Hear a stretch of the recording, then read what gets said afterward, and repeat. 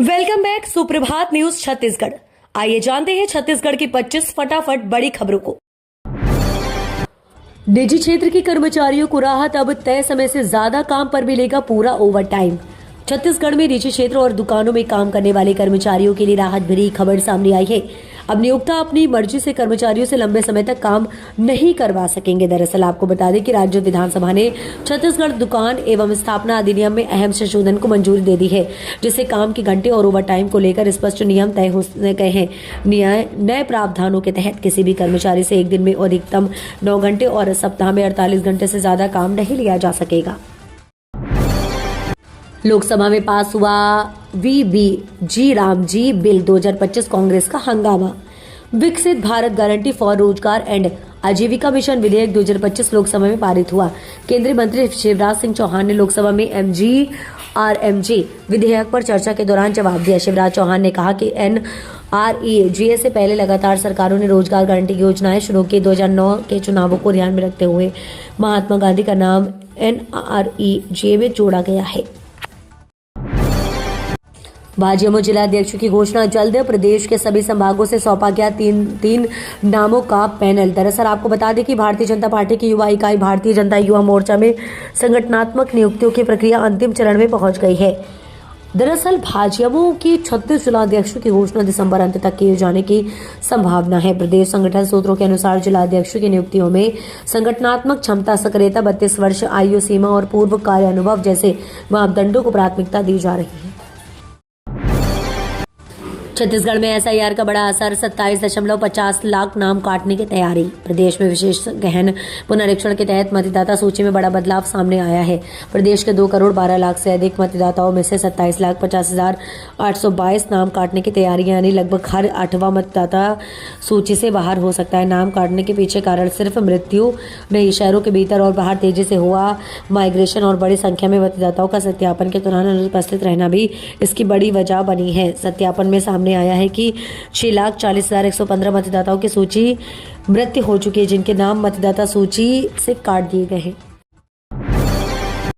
Dump site का वैज्ञानिक और चरणबद्ध रिमीडिएशन किया जा रहा है। हरित क्षेत्र के रूप में किया जाएगा विकसित।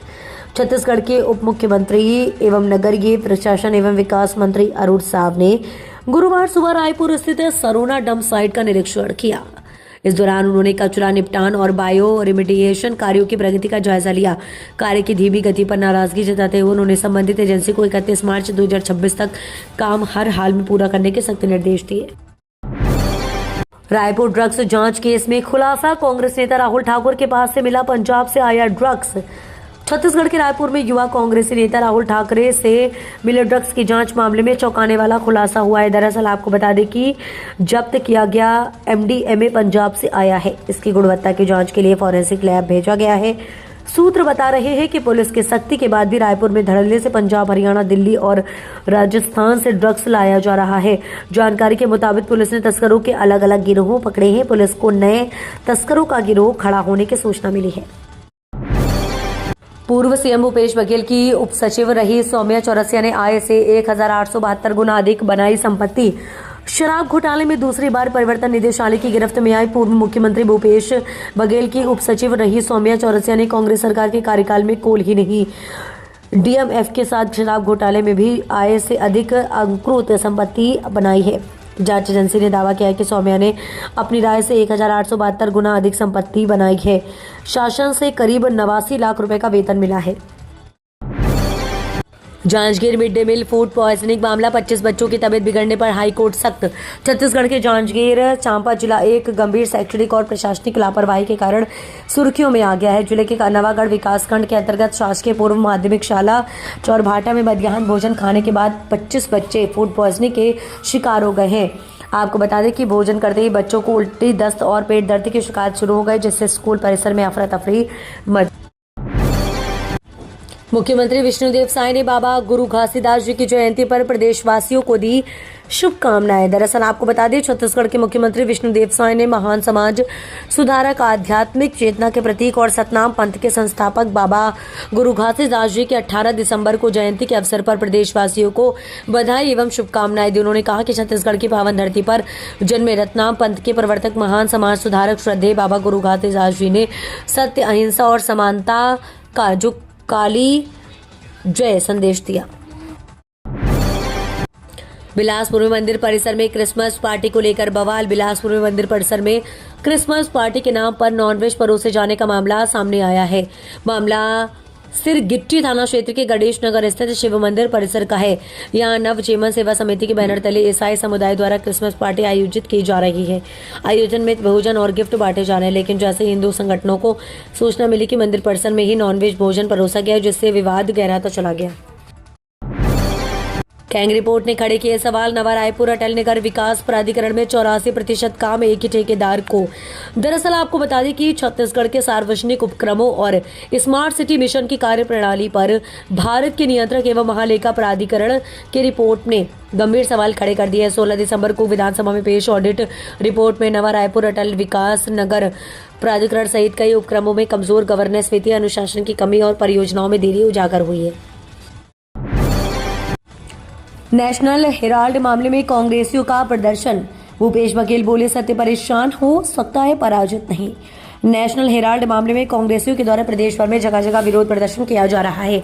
दुर्ग के राजीव भवन में पूर्व मुख्यमंत्री भूपेश बघेल और पूर्व गृहमंत्री साहू के नेतृत्व में सैकड़ों की संख्या में ही कांग्रेसी कार्यकर्ता भाजपा कार्यालय का घेराव करने के लिए निकले। कांग्रेसी नेताओं ने सबसे पहले शनिचरी बाजार के समीप लगाए गए पहले बैरिकेडिंग को तोड़ करके भाजपा कार्यालय तक पहुंचने की कोशिश कर रहे थे, लेकिन इस दौरान दूसरे बैरिकेडिंग में बड़ी संख्या में पुलिसकर्मियों ने उन्हें रोक लिया, जिसके कारण कांग्रेस के कार्यकर्ता भाजपा कार्यालय तक पहुंच नहीं पाए।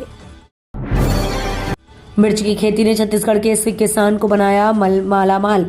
छत्तीसगढ़ में किसान पारंपरिक खेतों को छोड़कर आधुनिक खेतों की ओर रुख कर रहे हैं, ताकि कम लागत में अच्छा मुनाफा हो सके। अधिक मुनाफे के लिए किसान अलग अलग किस्म के सब्जी, फल और फूल की खेती कर रहे हैं। वहीं छत्तीसगढ़ के सारंगढ़, बिलाईगढ़ जिले में भी एक किसान सब्जी की खेतों से लाखों रुपए का मुनाफा कमा रहा है। सारंगढ़ बिलाईगढ़ जिले के विकासखंड बरमकेला के अंतर्गत ग्राम नवापाली के किसान मुकेश चौधरी खेती की ओर कर रहे हैं। औषधीय एवं सुगंधित खेतों में छत्तीसगढ़ के 3 जिलों को राष्ट्रीय सम्मान। औषधीय एवं सुगंधित पौधों के कृषिकरण के क्षेत्र में उल्लेखनीय उपलब्धि के लिए छत्तीसगढ़ के 3 जिलों धमतरी, मुंगेली और गोरेला पेंड्रा मरवाही को Millionaire farmer of India 2025 award से सम्मानित किया गया है। ये सम्मान छत्तीसगढ़ आदिवासी स्थानीय स्वास्थ्य परंपरा एवं औषधि पादम को बोर्ड के मार्गदर्शन में दिए गए उत्कृष्ट कार्यों के लिए प्रदान किया गया है। छत्तीसगढ़ में बढ़ेगी ठिठुरन, कई संभागों में शीतलहर का अलर्ट। छत्तीसगढ़ में ठंड का असर लगातार तेज होता जा रहा है। उत्तर और मध्य हिस्सों में सुबह शाम कड़ाके की ठंड और घने कोहरे में लोगों की मुश्किलें बढ़ा दी है। आपको बता दें कि ठंड और बढ़ेगी तथा तापमान में 1 से 3 डिग्री सेल्सियस तक की गिरावट दर्ज की जा रही है। मौसम विभाग के अनुसार सरगुजा, बिलासपुर, दुर्ग और रायपुर संभागों में शीतलहर चलने की संभावना है। रायपुर में गोवंश की अंतिम यात्रा रोकने पर विवाद। पुलिस ने आयोजक समेत कई लोगों को हिरासत में लिया।